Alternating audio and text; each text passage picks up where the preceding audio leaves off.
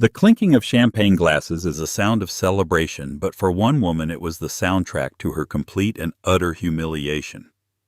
In the center of a grand ballroom surrounded by the city's elite, a powerful man points a finger at his ex-wife, a woman he'd cast aside for a younger model. He mocks her simple dress, her quiet life, her supposed failure. He calls her invisible. The crowd titters, some even laugh. But what he doesn't know, what no one in that room knows, is that the universe has a funny way of balancing the scales. In just a few moments, a man will walk onto that stage, interrupt the party, and make an announcement that will not only shatter this arrogant man's world, but turn his invisible ex-wife into one of the most powerful women in the country. Stay tuned, because this is the story of how a public shaming turned into an epic triumph. The invitation had arrived a week ago, a thick card of ivory and gold, the embossed lettering of the Thorne Foundation Charity Gala, feeling like a cruel joke in Eleanor Vance's small, calloused hands. For 3 years since the ink had dried on their divorce papers, she had meticulously scrubbed every trace of Ethan Thorne from her life. She'd moved out of their sprawling glass and steel mansion and into a modest 2-bedroom apartment above a quiet bookstore. She'd traded designer labels for comfortable, practical clothes stained with turpentine and linseed oil. She was an art restorer, a mender of broken things, a profession that felt painfully poetic. Her life was quiet, and she liked it that way. Her world was the scent of old canvas, the delicate tap of a brush against a flaking masterpiece, the silent company of forgotten artists. It was a world away from the one she had shared with Ethan, a universe of loud galas, louder opinions, and the constant crushing pressure to be the perfect accessory on the arm of a man perpetually climbing a ladder to nowhere. "You can't possibly be thinking of going," Chloe said, perched on a stool in Eleanor's studio, sipping a cup of tea. Chloe was the owner of the small, prestigious gallery that gave Eleanor most of her work. She was sharp, fiercely loyal, and had been the one to help Eleanor pack her boxes, while Ethan was already vacationing in Monaco with his new replacement. Eleanor sighed, carefully applying a solvent to a 19th-century landscape. "Of course not. It's his night. The Thorne Foundation is his vanity project. He's probably just sending it to be spiteful, to remind me of what I'm not a part of anymore." Or, Chloe countered, her eyes narrowing, "he wants to parade the new fiancée, Isabella Sterling. I've seen her. She looks like she was grown in a lab for the specific purpose of being photographed on a yacht. All teeth and limbs." Eleanor flinched, a barely perceptible tightening of her shoulders. Isabella. The 24-year-old heiress to a hotel fortune. Ethan had finalized the divorce on a Tuesday and was engaged by Friday. The tabloids had a field day. Eleanor had become a footnote in her own life story, the frumpy first wife. "All the more reason to stay away," Eleanor murmured, focusing on a patch of darkened varnish. "Let them have their stage." But the invitation sat on her workbench for days, a silent dare. Ethan knew her. He knew her sense of propriety, her inability to be rude. A charity gala for a children's hospital, no less, was a difficult thing to pointedly ignore without looking bitter. He was backing her into a corner, and they both knew it. He wanted an audience for his new life, and what better audience than the ghost of his old one? The night of the gala. Eleanor stood before the mirror in her small bedroom, feeling like an imposter. She had pulled out the only suitable thing she owned, a simple deep navy dress she'd bought for a friend's wedding years ago. It was elegant, but understated. It was everything she was, and everything Ethan had grown to despise. She wore no glittering diamonds, just a pair of small pearl earrings her grandmother had left her. Her hair was tied back in a simple chignon, and her makeup was minimal. She looked respectable.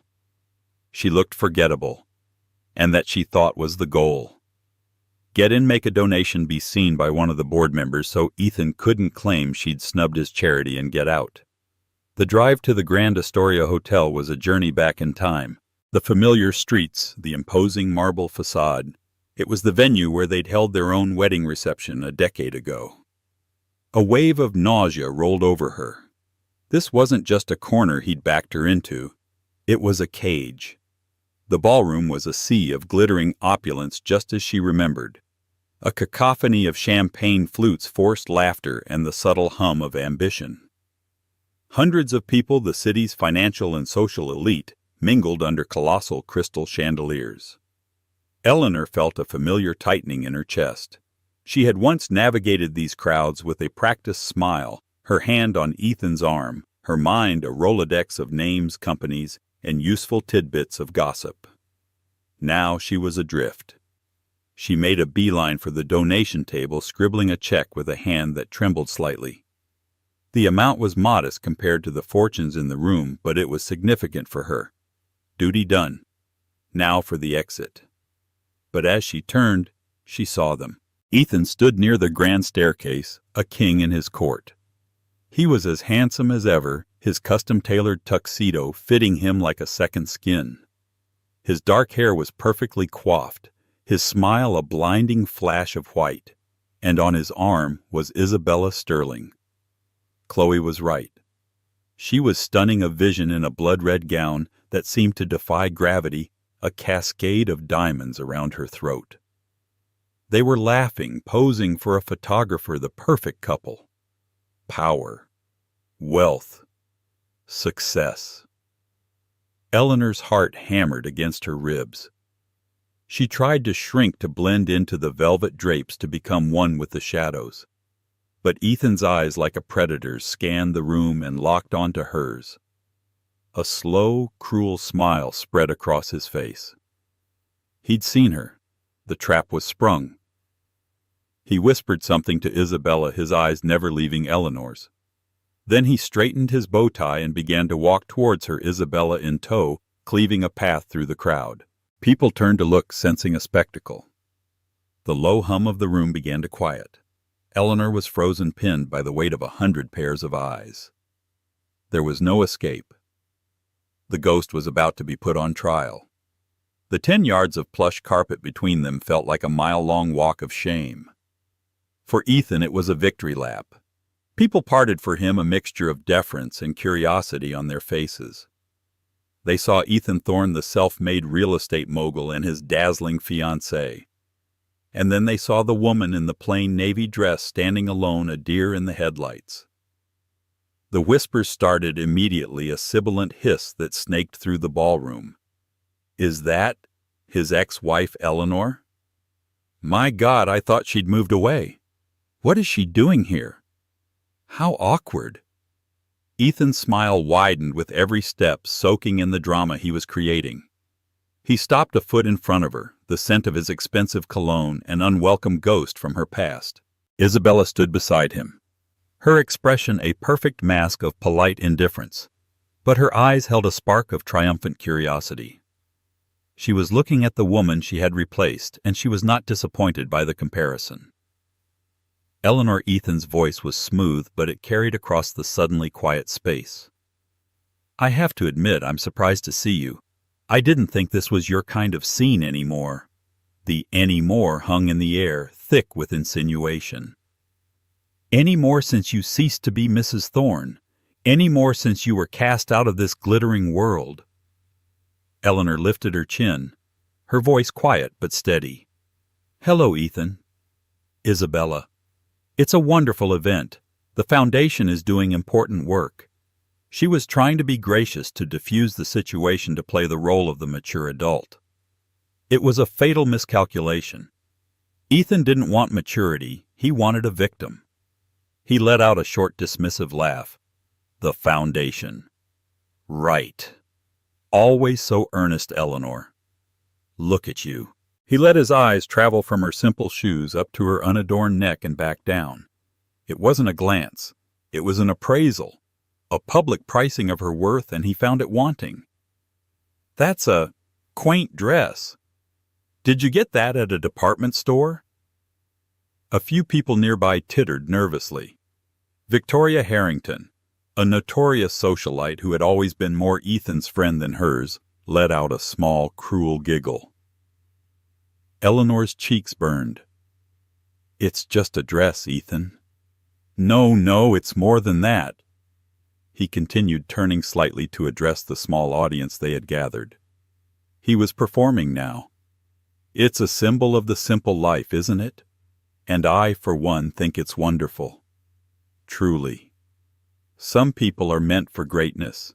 He squeezed Isabella's hand, who preened under the attention.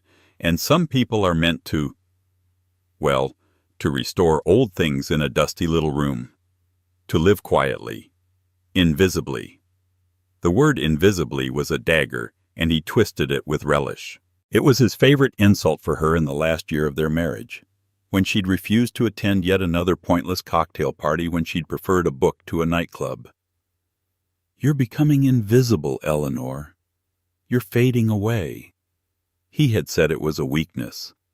She had thought it was a choice.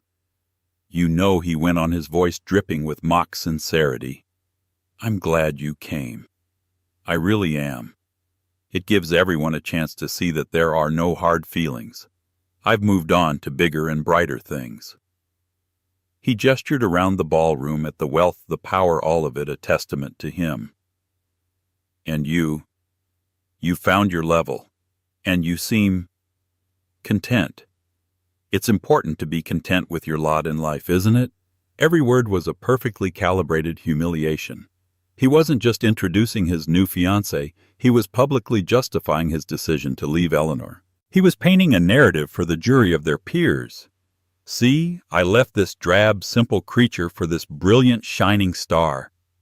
Can you blame me? I chose ambition. She chose obscurity. I am the winner." Eleanor stood frozen, her blood roaring in her ears. She could feel the pitying stares, the smug smirks. Her entire marriage, her years of supporting him, of editing his business proposals late into the night, of hosting dinners for investors, he needed to impress. All of it was being erased, rewritten into a story where she was nothing more than a dull, disposable first chapter. She looked past Ethan at the faces in the crowd. Some looked away embarrassed. Others watched with ravenous hunger. This was the dark underbelly of their world, the delight in another's fall. She finally met Ethan's gaze. There was no anger in her eyes, only a profound, weary sadness. "I'm happy for you, Ethan," she said, her voice barely a whisper, yet it cut through his charade. "I truly hope you've found what you're looking for." Her quiet dignity seemed to enrage him more than any outburst would have. He wanted her to cry, to scream, to make a scene. He wanted her to prove him right. He leaned in closer, his voice dropping to a venomous whisper for her ears only. "What I was looking for was a future Eleanor. Something you stopped being interested in a long time ago. Now, if you'll excuse us, Isabella and I have to greet people who actually matter." With a final dismissive glance, he turned his back on her. He placed a proprietary hand on Isabella's bare back and guided her away, the crowd parting for them once more. The show was over. The laughter and chatter slowly resumed, a little louder this time, fueled by the fresh gossip. Eleanor was left alone in the clearing, the silence around her a deafening roar. Her cheeks were on fire, her hands were ice cold. She felt stripped bare, flayed open in the middle of the ballroom. She could feel the lingering stares, see the quick, whispered conversations behind gloved hands. She had promised herself she wouldn't cry. Not here. She turned her movements stiff and robotic and began to walk towards the exit. Her plan had failed. She hadn't been a discreet guest. She had been the evening's entertainment. Her only thought was the cool night air, the anonymity of a taxi, the safety of her quiet apartment. But as she reached the grand archway leading to the lobby, the bright stage lights at the front of the ballroom suddenly dimmed. The band, which had been playing a soft jazz number, fell silent. A man in a dark, severe suit was walking towards the podium. He wasn't part of the foundation. He wasn't a guest she recognized. There was an air of solemn authority about him. The gentle clinking of glasses and murmur of conversation died down as he tapped the microphone. A low hum of feedback echoed through the hall. "Ladies and gentlemen, your attention, please." His voice was deep and resonant, commanding the room. "My apologies for this interruption. My name is Julian Davies, senior partner at the law firm of Davies, Cromwell and Finch." A ripple of confusion went through the crowd. Ethan, standing near the stage, looked annoyed by the interruption to his perfect evening. "I am here tonight on a matter of some urgency."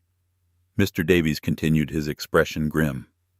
"I am the executor of the estate of the late Mr. Alistair Blackwood." The name fell into the room like a thunderclap. Alistair Blackwood, the legendary, mythically reclusive billionaire, an art collector and investor so private he hadn't been photographed in 40 years. He was more of a ghost than a man, his name synonymous with unfathomable wealth and influence. Whispers erupted. Blackwood had passed away. No one had known. Eleanor froze her hand on the velvet curtain of the exit. Alistair Blackwood. She knew that name. Not as a billionaire, but as a man. Mr. Davies held up a hand for silence. Mr. Blackwood passed away peacefully 2 days ago. His final wish was that the contents of his last will and testament be made public at the earliest possible convenience. As many of you were associates or at least admirers of his legacy, his estate felt this venue was a fitting if unconventional place for the primary announcement. Ethan was now looking intrigued, a greedy glint in his eye. He had tried for years to get a meeting with Blackwood to get him to invest in his properties. He, like everyone else, was wondering what would happen to that legendary fortune. Mr. Blackwood was a man of very specific tastes, and very few, but deeply held allegiances. The lawyer said, his eyes scanning the silent upturned faces. He has left a few minor bequests to cultural institutions which will be handled privately. He paused, taking a sip of water, drawing out the suspense. However, Mr. Davies said, his voice becoming clearer, more deliberate. The entirety of the remaining Blackwood estate, his portfolio of investments, his international property, holdings, his private art collection, valued as the most significant in private hands in the world, and his controlling interest in Blackwood Industries, a sum total estimated at over $27 billion, is to be left to a single sole heir. A collective gasp swept through the ballroom. $27 billion. To one person. It was a sum so vast it was almost nonsensical. Ethan stood straighter, a smug look on his face as if he believed he was a contender. Isabella squeezed his arm, her eyes wide. Everyone was thinking the same thing. Who could possibly be the chosen one? Mr. Davies put on a pair of reading glasses and looked down at the document in his hands. The silence in the room was absolute. You could hear the faint hum of the chandeliers.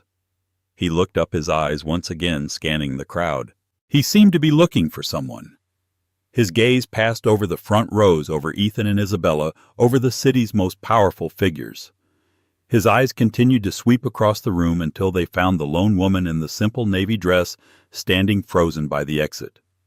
The lawyer's eyes locked with hers. He took a deep breath and spoke into the microphone, his voice echoing in the cavernous space, clear as a bell and sharp as a guillotine. The sole heir to the entire Blackwood estate is Mrs. Eleanor Vance.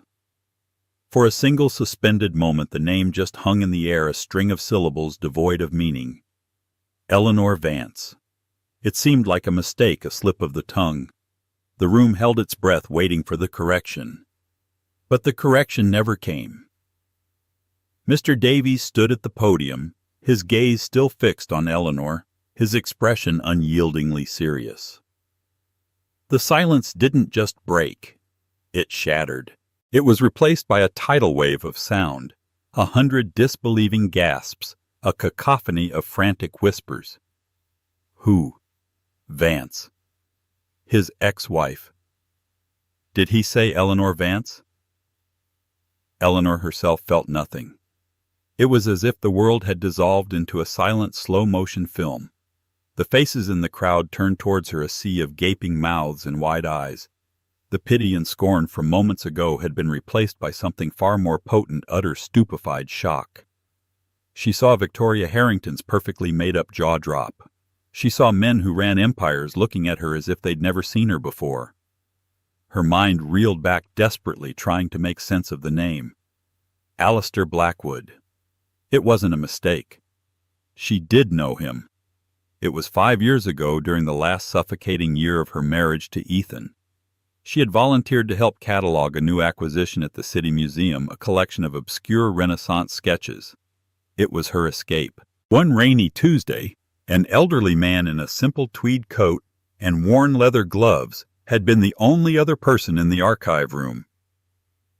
He was quiet, unassuming, but his questions about the artist's ink composition were astonishingly perceptive. They had struck up a conversation. He didn't introduce himself, and she, respecting his privacy, didn't ask. For 2 hours they talked not of money or status, but of art. Of the passion of the artist, of the soul of a piece, of how a single brushstroke could convey more than 1,000 words. At one point she'd noticed a small tear in one of the lesser-known sketches. The official curator had dismissed it as not worth the expense of repairing. Eleanor had disagreed, arguing that every piece, no matter its market value, deserved respect. "Its value isn't in its price," she'd told the quiet old man. "It's in its story. To let it decay is to let a story die." The old man had simply smiled, a sad, knowing look in his pale blue eyes. "It is a rare thing," he'd said, "to find someone who sees the worth in things others have overlooked."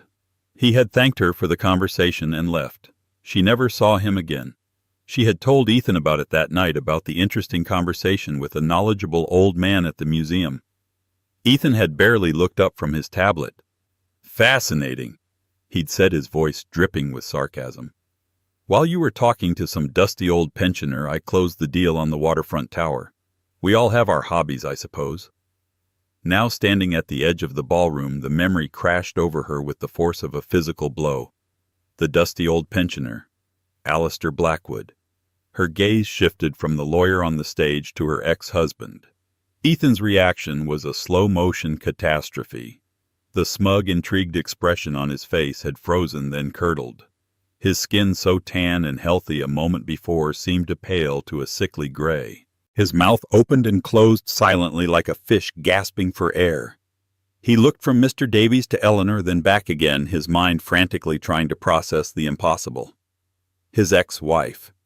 His quiet, invisible, simple ex-wife, who he had just publicly eviscerated, was now the heir to a $27 billion fortune. A fortune that dwarfed his own, making his millions look like pocket change. Isabella was pulling at his arm, her perfectly painted lips forming a confused, "Ethan, what's happening?" She didn't understand. She only knew that the woman her fiancé had just branded a failure was now somehow the most important person in the room, in the country. The whispers in the crowd grew louder, turning from shock to frenzied speculation. "It's a joke. It has to be." Blackwood was famously eccentric. He humiliated her right in front of everyone. And now, my God, the timing. The universe didn't just have a sense of humor. It had a taste for brutal, exquisite irony. Mr. Davies at the podium seemed oblivious to the chaos. He spoke again, his voice cutting through the noise. "Security will escort Mrs. Vance from the premises. A car is waiting. We will be in contact in the morning to begin the transfer of the estate. Thank you for your time." As if on cue, 2 large men in dark suits appeared at Eleanor's side. They were discreet, professional, their presence a solid wall between her and the suddenly predatory curiosity of the crowd. One of them spoke softly. "Mrs. Vance, this way, please." Eleanor was still in a daze, but her feet began to move, carrying her out of the ballroom. As she walked, the sea of people parted for her, but it was different this time. It wasn't to clear a path for an outcast. It was the way a crowd moves for royalty, for undeniable, terrifying power. She could feel Ethan's eyes burning into her back. She didn't turn around. She couldn't. If she saw the look on his face, the entire surreal dream might shatter. But Ethan, snapping out of his stupor, could not let it go. "Wait!" he yelled, his voice cracking. He started to move towards her, pushing past a bewildered guest. "Eleanor, wait! This is insane! There's been a mistake." One of the security men turned slightly, a simple blocking move that stopped Ethan in his tracks. "Sir, we have our instructions." "Your instructions?" Ethan's voice rose, becoming shrill with panic and fury. "I'm Ethan Thorne!" "This is my event. You can't just—" He was cut off. The eyes of every person in that room were on him, and for the first time in his life, he saw what he had just made Eleanor feel. He saw pity. He saw scorn. But worst of all, he saw schadenfreude, the raw, undisguised pleasure in his sudden spectacular downfall. He had orchestrated a public shaming, and in a breathtaking reversal of fortune he had become its sole victim. His grand performance of superiority had become the preface to his own humiliation. Eleanor didn't look back. She walked through the grand lobby, the security guards flanking her past stunned hotel staff and bewildered onlookers. The cool night air hit her as the large glass doors swung open. A sleek black Rolls-Royce was purring at the curb, a chauffeur holding the door open. It was a chariot from another world. As she slid into the impossibly soft leather interior, she caught a final glimpse of the hotel entrance. Ethan had made it to the doorway, his perfect tuxedo now looking like a costume. He stood there silhouetted against the bright lights of the party, watching the car pull away. He looked small. He looked defeated. He looked, she realized, with a strange, hollow ache invisible. The car moved silently through the city streets, a ghost gliding through the night. Eleanor stared out the window at the familiar lights, but they looked alien, as if she were seeing them for the first time. The quiet, simple life she had so carefully built over the past 3 years was gone. It had been annihilated in the space of a single sentence. She didn't know who she was anymore. She was not the cast-off wife, and she was not yet the billionaire heiress. She was a woman suspended between two impossible realities, with the ghost of a kind old man in a tweed coat as her only guide. The tears she had refused to shed in the ballroom began to fall hot and silent, but she no longer knew if they were tears of sorrow, shock, or a terrifying, exhilarating freedom. The Rolls-Royce glided to a stop, not outside her humble apartment, but in front of a discreet, elegant heritage building she'd only ever admired from afar. The Blackwood house, Alistair Blackwood's private city residence. The chauffeur, a man with a kind, weathered face, simply said, "Mr. Davies instructed us to bring you here, Mrs. Vance. He said you would be more comfortable. Your security detail is already in place." Security detail. The words were as foreign as the polished mahogany door that swung open before she even reached it. A woman in a crisp black dress, the housekeeper introduced herself as Mrs. Gable and led Eleanor inside. The interior was not the ostentatious palace of a billionaire, but a place of quiet, scholarly taste. Walls were lined with books, not gold leaf. The air smelled of old paper beeswax and dried lavender. Comfortable, well-worn armchairs were grouped around a fireplace, and on every available surface were not priceless artifacts locked in cases, but objects of curiosity and beauty. Astrolabe's geological specimens, a collection of antique maps. It was the home of a mind, not an ego.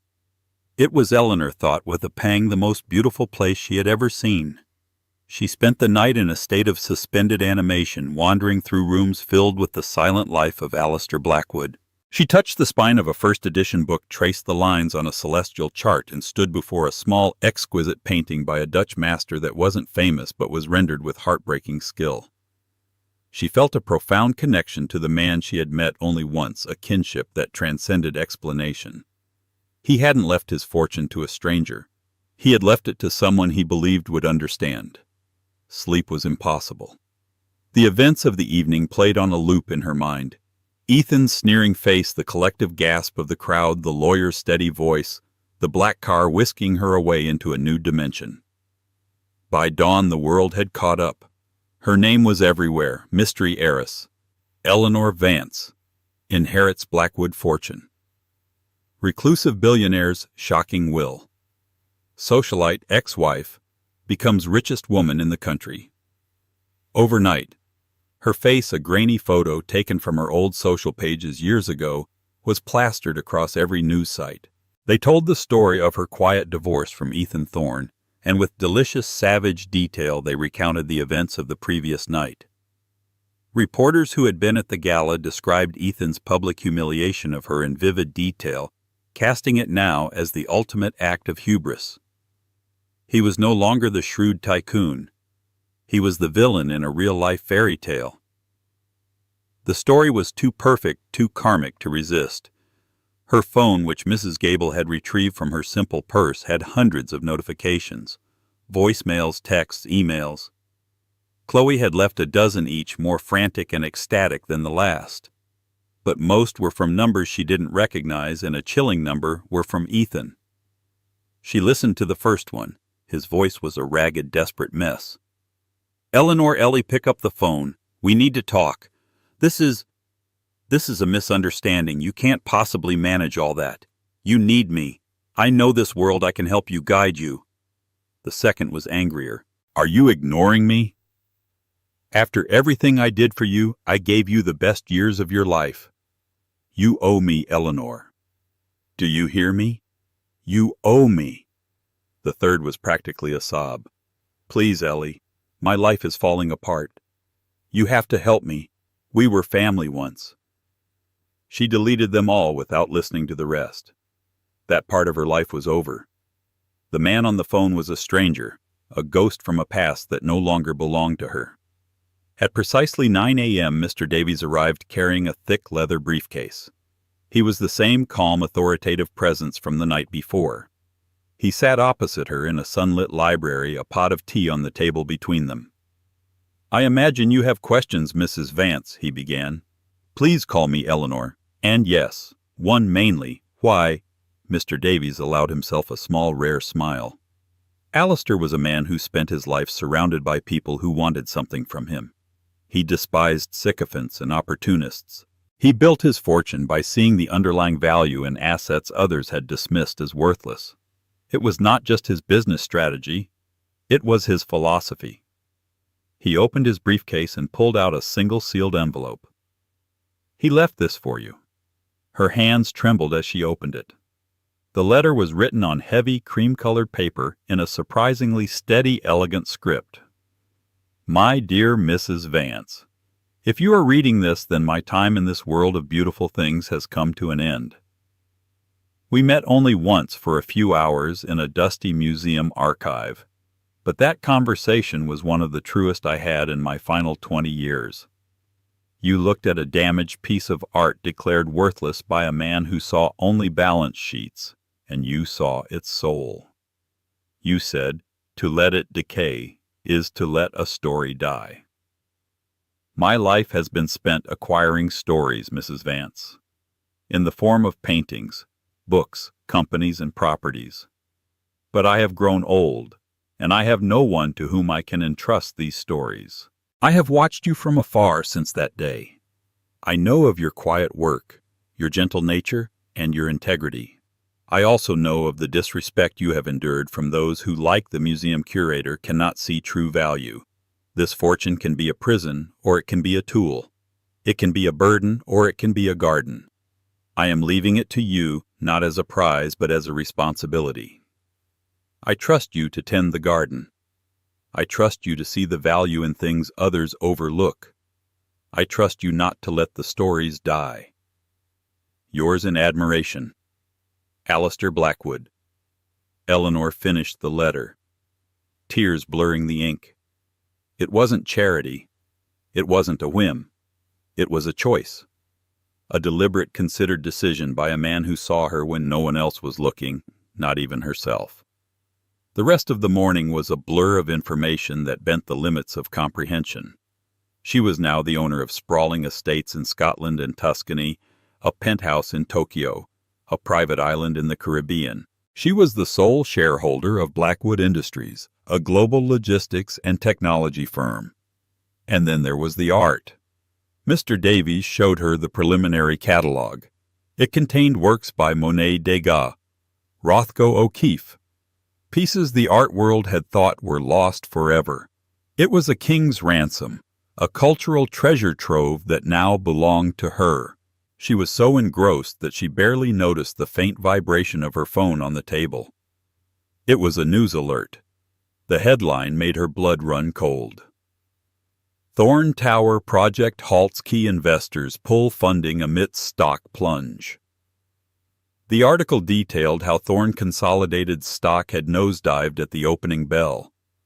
Investors, spooked by the public relations disaster of the gala and the sudden seismic shift in the city's power dynamics, were running for the exits. Ethan's entire empire was built on leverage and perception. With his public image shattered and his connection to the old money he so desperately craved severed, the illusion was crumbling. The article mentioned that his impending marriage to Isabella Sterling was also rumored to be on shaky ground, as her father, a major backer of the Thorne Tower project, was now re-evaluating his position. Ethan hadn't just lost face at the gala. He was losing everything, and his desperate voicemail suddenly made perfect, horrifying sense. He didn't want to guide her. He needed to be saved. The next 48 hours were a masterclass in controlled chaos, orchestrated by the unflappable Mr. Davies. Eleanor was shielded from the ravenous press camped outside Blackwood House, while inside she was immersed in her new reality. Teams of financial advisors, estate managers, and legal experts were brought in for discreet, intensive briefings. They spoke of trust portfolios and philanthropic arms, a language she was only beginning to understand. But amidst the dizzying numbers and corporate structures, Eleanor found her anchor in the one thing that felt truly real: the art. She spent hours with the chief curator of Blackwood's collection, an eloquent woman named Dr. Eris Thorne, a bitterly ironic coincidence of name walking through the private climate-controlled galleries attached to the residence. Standing before a sublime, forgotten Monet, a water lily scene painted in the muted light of dawn, Eleanor felt a sense of purpose solidifying within her. Alistair was right. These were stories, and she was now their keeper. Her first public decision was not about stocks or real estate. It was about the art. While the world waited for a statement about her plans for Blackwood Industries, Eleanor, with the help of Mr. Davies's press team, issued a simple, elegant press release. It announced the formation of the Blackwood Vance Initiative for a public-private partnership with the City Museum. A significant portion of the lost collection would be put on long-term loan for public display. Furthermore, the initiative would fully fund the museum's under-resourced restoration department, Her Old World, and establish a grant for aspiring art restorers and historians. It concluded with a single direct quote from Eleanor: "Art belongs to everyone. It is our shared history and our shared future. My goal is simply to ensure its story continues to be told." The statement was a stroke of genius. It was authentic, philanthropic, and completely unexpected. It wasn't the move of a corporate raider or a flashy socialite. It was the move of a thoughtful custodian. The press loved it. The public loved it. The art world was ecstatic. Overnight, her public image was cemented. She was the graceful, intelligent heiress, a worthy successor to Blackwood's quiet legacy. The contrast with Ethan could not have been more stark. His world was imploding. The Thorne consolidated stock continued its free fall. Contractors were walking off his half-finished building sites. Every news story about Eleanor's poised and generous first act was accompanied by a sidebar about Ethan's crumbling empire and his gala of shame. He was a laughingstock, a cautionary tale. His desperation escalated. He could no longer reach her phone, which was now managed by an assistant, so he started showing up. The first time he came to the gates of Blackwood House demanding to see her. The security team, polite but firm, turned him away. The paparazzi who were camped out day and night captured his enraged, defeated expression as his car sped away. The photo was on the front page of the next day's paper. Then came the letters delivered by courier, bypassing the normal mail. They were a bizarre mix of pleading nostalgia and threats. One read, "Ellie, remember that summer in the Hamptons? Before all this, we were good together. I know I made mistakes, but that was us. Don't let these lawyers and advisors turn you against me. They don't know you. I do." Another angrier one followed. "Do you have any idea what you've done? My deal with the Sterlings is dead. Isabella's father won't even take my calls. This is your fault. You showing up at the gala, this whole circus. You planned this, didn't you? You wanted to ruin me." Eleanor read them with a strange detachment. It was like watching an actor she once knew playing a role in a tragedy of his own making. The man who wrote these letters was a stranger.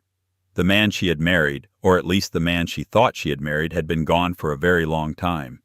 Her friend Chloe was her only link to her old life, a voice of sanity in the whirlwind. Chloe came to visit at Blackwood House, her eyes wide as she took in the library. "Ellie, it's like something out of a movie," she whispered, running a hand over a leather-bound book. "It feels like it sometimes," Eleanor admitted, pouring them both tea. "Have you seen the news about Ethan?" Chloe asked, her voice softer. "It's bad. Like really bad. They're saying he might have to declare bankruptcy." Eleanor looked down at her cup. "I've seen." "Do you feel anything?" Chloe asked gently. "I mean, after what he did, I know I should be thrilled, and part of me is, but you spent 10 years with him." Eleanor was silent for a moment, considering the question. Did she feel anything?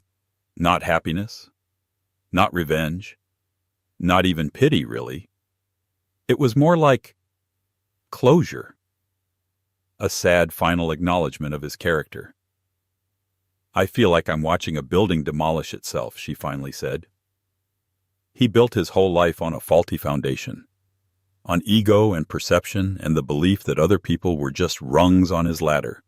I was one of them. What's happening to him now?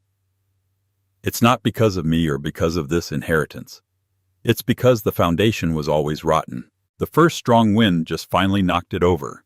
It was the truest thing she had ever said about him. His downfall wasn't her victory. It was his own creation. Her inheritance had simply been the gust of wind." A few days later, Mr. Davies requested an urgent meeting. He had a grave look on his face. "Eleanor," he began, "we have a problem. A legal challenge is being filed against the will." Eleanor felt a cold knot form in her stomach. "On what grounds?" "Undue influence and diminished mental capacity on the part of Mr. Blackwood," the lawyer said grimly. "The challenger is claiming that a man of his stature and intellect would never leave his entire fortune to a virtual stranger unless he was being manipulated or was not of sound mind." "Who?" Eleanor asked, dreading the answer. "Who is filing the challenge?" Mr. Davies slid a document across the polished oak table. "A previously unknown distant relative of Alistair Blackwood has suddenly surfaced, but our investigators have found that all of his legal fees and the high-powered law firm he has just retained are being funded by an outside party." He paused, letting the weight of his next words sink in. "The challenge is being bankrolled in its entirety by your ex-husband, Ethan Thorne." Ethan's downfall was not a slow decline. It was a free fall. His first move was a final desperate gamble, a legal challenge against Alistair Blackwood's will. Unable to reach Eleanor directly, he bankrolled a distant, previously unknown cousin of Blackwood to file a lawsuit. The claim was as audacious as it was insulting that the reclusive billionaire was senile and Eleanor, a cunning opportunist, had exerted undue influence over him. Ethan's strategy was clear: to drag her name through the mud and tie up the estate in years of litigation, hoping to force a settlement that would save him from ruin. While Mr. Davies and his legal team were confident Blackwood had been meticulously prepared for such an attack with recent psychiatric evaluations and film documentation, the lawsuit was a public tantrum. The media, ever hungry for a new angle, began to entertain the narrative. Was Eleanor Vance really a humble art restorer or a master manipulator? For the first time, Eleanor felt a tremor of fear. Ethan was attacking her character, the one thing money couldn't shield. Instead of hiding, she chose to fight, but not on his terms. She agreed to a single exclusive television interview with a respected journalist, a woman known for her thoughtful profiles. The setting was the library of Blackwood House, not an opulent throne room. Dressed in a simple cashmere sweater, Eleanor spoke not of the lawsuit or her ex-husband, but of Alistair Blackwood. She recounted the story of their one meeting with genuine warmth and admiration. She spoke of his passion for art and ideas, framing his legacy as a profound responsibility she was honored to uphold. When asked about the controversy, her answer was a masterstroke of grace. "My focus is on the future," she stated calmly, her poise unshakable. Mr. Blackwood entrusted me with a legacy of art culture and innovation. Wasting energy on personal grievances would be a disservice to that trust. My work is what matters now. The interview was a triumph. She cemented her public image as a worthy and graceful heiress. In contrast, Ethan's lawsuit was exposed for what it was, the petty vengeance of a bitter, desperate man. The consequences for him were immediate and catastrophic. The first blow came from Isabella Sterling. Her family, a dynasty of quiet power and old money, would not be associated with such a public disgrace. Her publicist released a statement announcing the end of their engagement, citing irreconcilable differences in personal values and professional ethics. The repudiation was total. Without the promise of the Sterling family's backing, the fragile financial structure of Ethan's empire collapsed. Key investors in his flagship Thorne Tower project pulled their funding. Banks called in their loans. Thorne Consolidated's stock, once a symbol of his aggressive ambition, became worthless. Within a week, the company was forced to file for Chapter 11 bankruptcy. The news channels played the footage on a loop: Ethan Thorne, the man who had hosted the gala of the season, being swarmed by reporters outside his now shuttered office. He looked wrecked. His suit was wrinkled, his face was a mask of fury and exhaustion. The arrogant king of real estate was gone, replaced by a hunted, broken man. Watching him on the screen, Eleanor felt not triumph, but a distant, mournful pity for the man he might have been and the empty shell he had become. His self-inflicted ruin was complete. The only thing left was the final reckoning. That evening, the call came from her assistant. "Ma'am, Mr. Thorne is in the lobby. He got past security and is demanding to see you. He says it's a matter of life and death." Eleanor looked out at the city from her new office at the top of the Blackwood Industries building. She had every right to have him thrown out, but she knew this had to end face to face. "Send him up," she said, her voice steady. When he entered, he was a ghost of the man she once knew. The swagger was gone, replaced by a deep weariness that seemed to have settled in his bones. He stood awkwardly in the vast, silent office, a man completely out of his element. "Ellie," he began, his voice raspy, I saw you on TV. You handled it well. This place, it's really something." "Why are you here, Ethan?" she asked, her tone cutting through his nervous chatter. His facade crumbled. "It's all gone," he whispered, his eyes finally meeting hers, shimmering with unshed tears. "The company, Isabella, everything. I made a mistake. A terrible mistake. I was a fool to let you go. I had everything and I threw it away for glitter and noise." This was the apology she might have once longed for, but hearing it now, it felt hollow. It was a confession born of failure, not remorse. "You didn't think it was a mistake when you were mocking me at the gala?" she stated, not with anger but with the cold clarity of fact. "Or when you filed that lawsuit to destroy my reputation?" "I was desperate," he cried, taking a step closer. "Don't you get it? I was already losing everything. The Sterling deal was the only thing holding me together. The gala, that was just a performance. I was terrified, trying to look strong." He revealed the final pathetic truth. His cruelty had been a shield for his own insecurity. He had tried to make her feel small because he was the one who was drowning. Now he reached for her as his lifeline. "We can fix this, Ellie," he said, a manic hope lighting his eyes. "We can be a team again. Your vision and this capital," he gestured wildly around the room, "and my drive, my experience. We could be unstoppable. I can help you run all of this. I know this world." There it was. Even in total ruin, his ego remained. He didn't see a person he had wronged. He saw a resource he could exploit. Eleanor gave a slow, sad shake of her head. "No, Ethan. You don't know this world. You see it as money and power. Alistair Blackwood saw it as a responsibility, as stories to be preserved. That is the fundamental difference between you and me." She walked to her desk and picked up a check she had written earlier that day.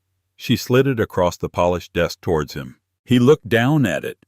It was made out to him for an amount that was substantial but not life-changing. "What is this?" he asked, confused. That is from me, Eleanor Vance, from the money I earned and saved as an art restorer. It's to repay the college tuition you were always so fond of reminding me you paid for, she explained softly. We are now even. The meaning was more devastating than any shout. It wasn't a bailout. It was a severance. With her own hard-earned money, she was settling their final account, erasing the last debt he could ever claim over her. She was buying back her past. He stared at the check, the symbol of his final absolute irrelevance in her life. He understood. There was no team. There was no going back. He had so successfully made her invisible in his world that he had in the end erased himself from hers. Without another word and without taking the check, Ethan Thorne turned and walked out of the office. He left behind a silence that was not empty, but filled with a profound and lasting peace. Eleanor stood by the window watching the endless river of lights below her, past finally settled and her future waiting. And so Ethan Thorne, a man who built his kingdom on ego, discovered that in the end our character is the only asset that can't be leveraged or liquidated. He tried to humiliate a woman he considered a footnote, only to become a footnote in her incredible story himself. Eleanor Vance's journey wasn't about the money she inherited. It was about the worth she rediscovered within herself. She proved that true power isn't about being the loudest person in the room, but about having the quiet integrity to know who you are, especially when no one is looking. What did you think of this incredible story of karma and poetic justice? Was Ethan's downfall deserved, or was it a tragedy of his own making? Let us know your thoughts in the comments below. If you were moved by Eleanor's story of quiet strength and sudden triumph, please give this video a thumbs up, share it with someone who loves a good story, and make sure you subscribe to the channel and hit that notification bell. We have so many more stories like this to share with you, and you won't want to miss a single one. Thank you for listening.